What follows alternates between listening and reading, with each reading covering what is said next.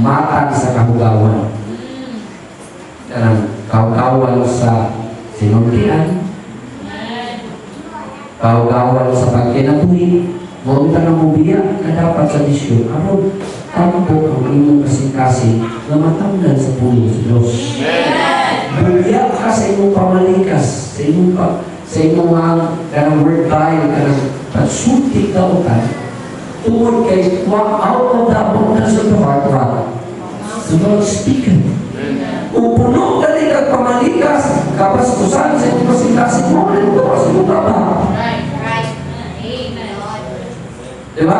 Puno ka rin ang jealousy, envy, bitterness sa inyong heart mo, kapaskusan mo ka ba? So, usama mo na. Kailangan kuhaon.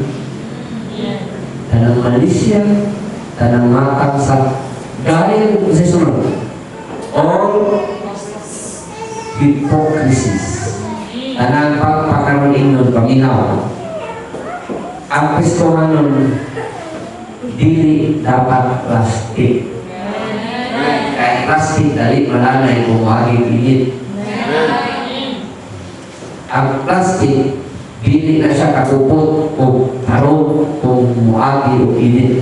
Malanay na mahugot, makuyos.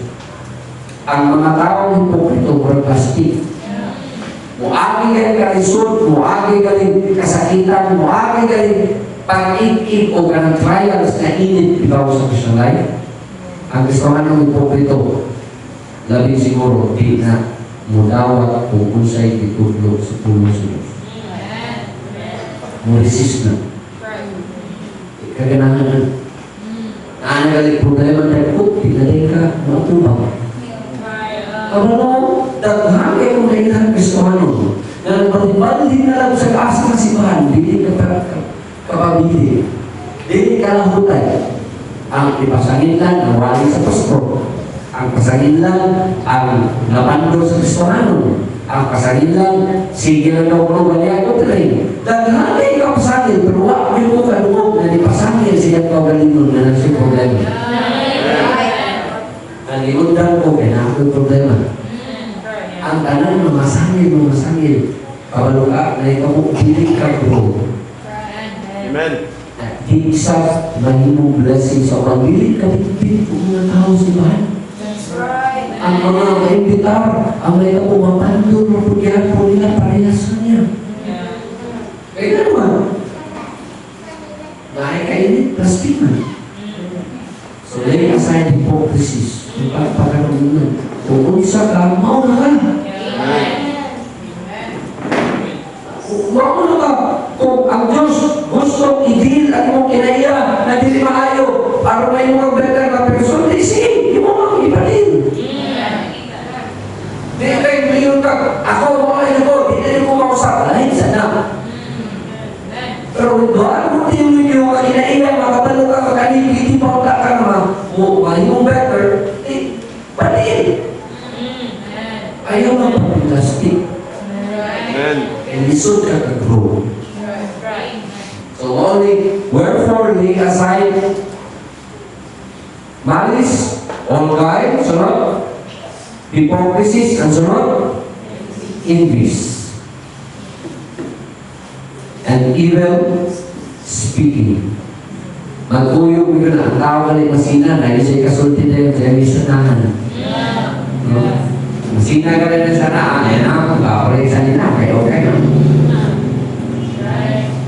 Nantay ka? Kami mahalo sa kato, kaya kayo. Even speaking na, mukuyog mo yun na, uban mo yun na. So, what pasagot? Kanina mo ka nga, they are the reason na dili ka kapaspas o grow. Hindi ka ka-continue to grow. Hindi aside ayaw si kasi na ayaw tanawa ng tao kung nakakala sila yung panalangin na awang ka ang imo. Una ang ilay mo masunod. Ayaw na kung nagkusunod sa ino sila gali wala pa naananod ka ko wala pa. Ayaw. Kasi na na wala ka lang imo naakay panahon imo. Every purpose under the heaven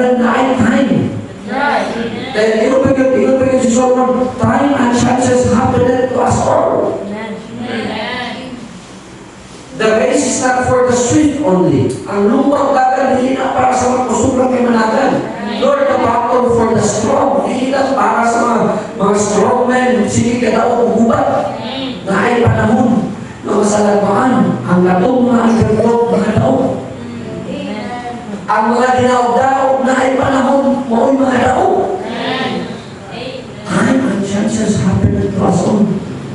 Kung ilakap tayo makaluoy, tanawag na nila mga lakot na karoon sila. Time and chances will happen to us. Ayaw kasi na. Kung una na ilang panalangin, sige una na ilang, ako na ikakakila, bago na ako. Amen? So, paabutan na. On that side, ikaw envious and evil speaking, ipatayo. In verse 2, tanawa in verse 2. We must have the proper desire for the Word of God. Kung sa kayo, sakto na tinuha sa pulong sa Diyos. Like a newborn baby. Kamuntay ka ng baka, maghilak yun, basta dili makainom o kakas. Mag-why? Di kainom o kakas, di kainom o kakas. Mga anak sa Diyos, anak dapat, hindi ka kabasa sa iyong Bible, hindi ka katulong sa wali, hindi ka hinong sa Biblia, hindi ka dapat mahimutang. Umano nga, okay naman si Masimba. Tuyaw na, wakay di mo nga sa pulong sa imo, hindi ka katupra na. Wakay kay kawalinong Bible, kainong Bible, mabasahan pa ka rin siguro na Domingo. Tayo pa lang ay Domingo rin si Patang.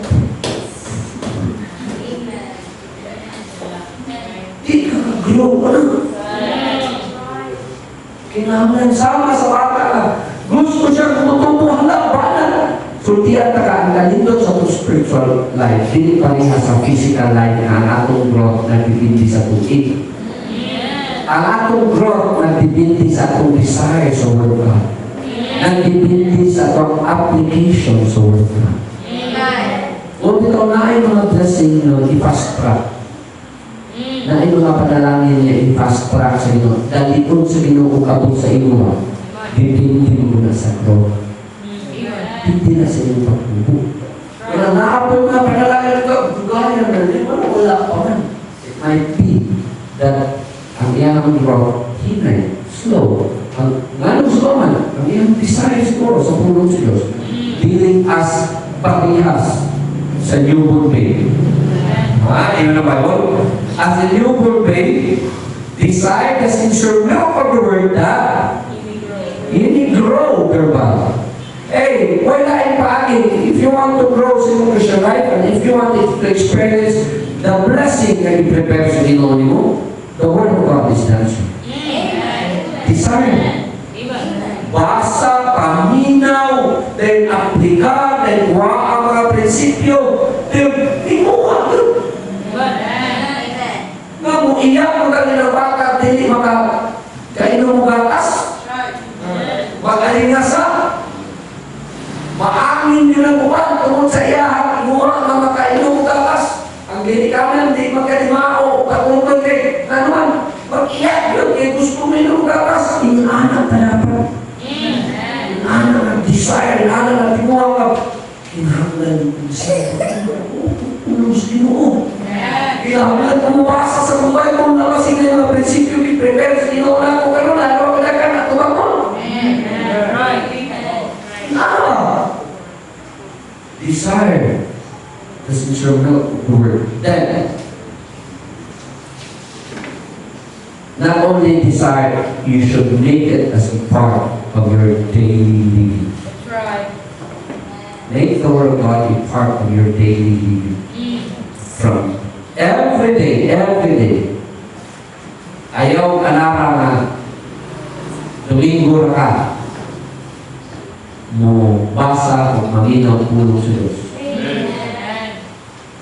Anong Domingo mo na ito koordinasyon na lang katapusan na lang sa tibuok simana ni mo fellowship sa Ginoo.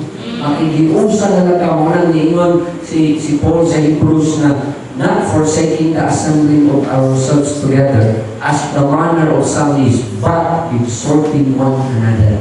Anang panahon naman ka, dinasigay na lang ta.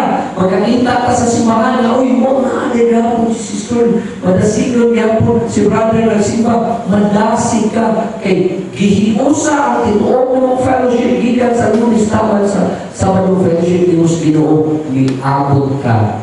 Kuyog sa imong mga ismong diha sa simbahan pagkaduligo. Dili kay pagkaduligo ka, mubasa Biblia ay maminaw. Hello? Oo na. May mo gali, kada adlaw ka, kung naay kaon na labi, kung dira. Kada adlaw, no? Tutang, di kaon dito, tutang. Di kayo basta kaon. Labi ka na ron. Di ba? So, inaana sa pulong sa Diyos. Kinahanglan tinuha na to.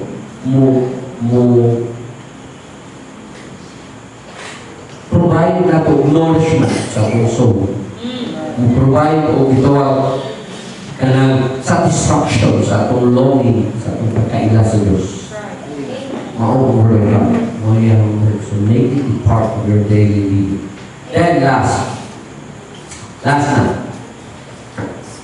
If you will make the Word of God as part of your daily living, you will experience the grace of God. Tanawa sa verse 3, sa Isulti ni Peter. If so be, kung imo ganyan imon, if so be, you will desire the Word of God as in your faith, you will lay aside kaning mga butangan na maka-hinder sa imong continual growth, makapugong sa imong pagtubo, then you will experience unsa dining how gracious God is. Amen. If so be that you tasted that God is gracious, lamig kayo ang Ginoo, lindot kayo ang Ginoo, sultian ka. Muingol ka na, alam niya Ginoo, kung ikaw na sa mismo maka-experience siya. Sa ako na namin maka-experience siya kung hindi pinalagi sa pulong sa Diyos. Unsa man ay mahimo sa pulong sa Diyos, sama sa pagingol, the Word of God, if you listen and obey, if you will believe it, the honor and power sa Word of God has mo life. Manilaw ka, musunod ka, na imong ikinabuhi imong sunod. The honor and power ng Word of God. The honor, mabati mo how gracious God is. Dahil ka makasabot, kung sa may mga graces of God na imong ma-experience. Una, the grace of reasonable service. Kung makapangalagad ka ng anak, sakto mapagpangalagad sa Diyos, kabalo ka ng acceptable na service. Kanapa, di sayang ang imong pagpangalagad ba? Nagkabalo ka ng kanin, imong gilimo, dili bitaw ni nga, lapay sa bulan, bahala kinsalay na imo. Pinaagi sa pulong sa Diyos, makasabot ka ng kanin, imong gilimo, uy, acceptable sa tubangan sa Ginoo. Ang kanina itong pagsimba o kanina itong paghimo aning mga ministries, there is our reasonable service. Ngayon tayo na itong alagaan ng Diyos. Grasya na. Di anak mo masaktan. Maka-experience na, ay namin, madayan yung mga lagad sa inyo para sa inyo natin. Ikaluha, the grace of blessedness through giving. Through the Word of God only, di ka makabalo na, uy, ang pahir nyo dahil panalanginan mo sa Ginoo, maghatag ko. Naka-istorya ninyo. Naay silingan na pupresa. O sa araw, dato kayo buutan kasi makanan. Pero, ang tao na buutan kayo every day, ang di mo sa kamamutan makakita sa sayang silingan, magluto siya o kami kasundan, iyan yung hatagan ang iyang silingan. Hatagan niya, pagka-butag, tagaan niya sudan. Pagkasunod na pala daw, tagaan mo na sudan. Nilabay ang buha katuig, na sige ginatagong sudan, ang naita mo, usaka daw na wala na hindi abot na sudan niya. Ang tao ang ang problema, wala niya abot na sudan gikan sa tao nga dato. Inalasuhan mo lang ang sudan. Ni abot. Dapat si nakalimutan to. Pagkauma, yan yung paabot. Wala, tapos yung kanya mo. Kasi nakalimutan siguro na busy. Pagkasunod, wala pa niya po. So, kung sa kasimana, wala niya po. Ang bater mo siya, so ano na niya po? So, di, ang iyo, iyakan na yung ihuwag dito mo gawa sa gate. Ihuwag na mo gawa sa gate, kaya yung pakutan mo. Oo, tanto kayo nga, nakawal yung pakutan mo. Sir, ay, sinihan na kayo rin na. Saan ang regala mo? Sir, mamutan niya na sir pa. Sir, buwa ka to, di ka inatan ka usulan. Sir, ano rin mo naman? Iwan siya ako ba? Ano ko yung gihuli ang plato? Sa siging hinatag, ang neta mo, giapil ang plato at ibalik. Wala sudanan para ihatag mo butro. Paminaw. Sa Christian life mo anak. Sa isigitan ka dawat sa panalangin sa Ginoo, dili ta mo uli sa pagkain sa offerings mo, plato na Ginoo.